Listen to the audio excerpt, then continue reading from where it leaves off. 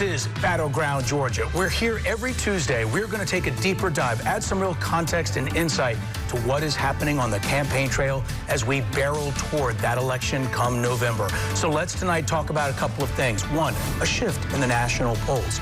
Also, how's it going in the battleground states where things really matter as it comes to our electoral college system?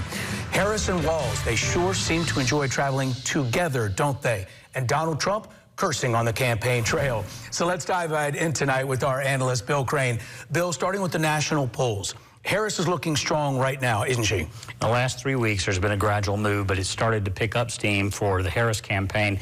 In the most recent poll by ABC News Ipsos, which finished in the field on September the 1st, first since RFK withdrew from the race, Harris leads Donald Trump in the national polls by 4 percentage points, and five-way split with all the other candidates running for president by 5 percentage points.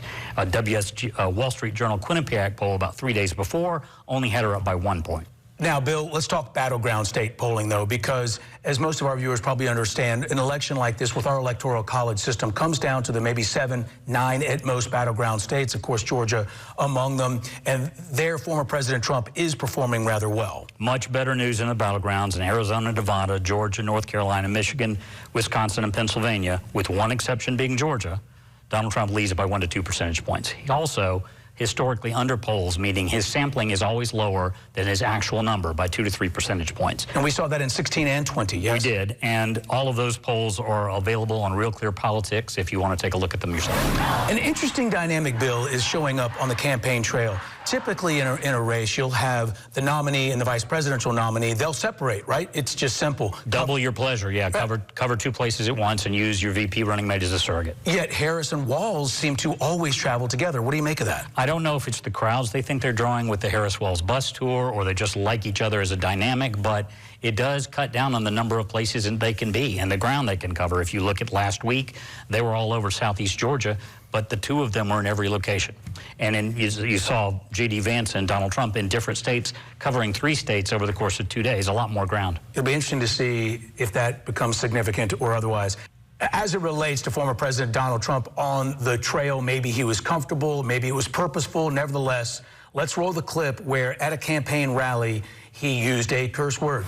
If you look at Kamala and you look at what she's done to every place she's touched, has turned to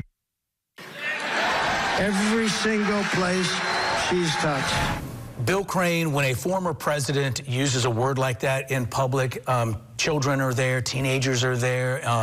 You know, that's probably a little beyond what most people would find acceptable among, certainly not presidential. Some would say it's non-presidential. Others would say it's his bombastic nature that makes him everything that Washington isn't. What say you? It may be on brand, but it's not presidential. It's not diplomatic. He is also running against a female opponent. There are some in the South who think you just don't curse about or at a lady. This wasn't an off-mic moment.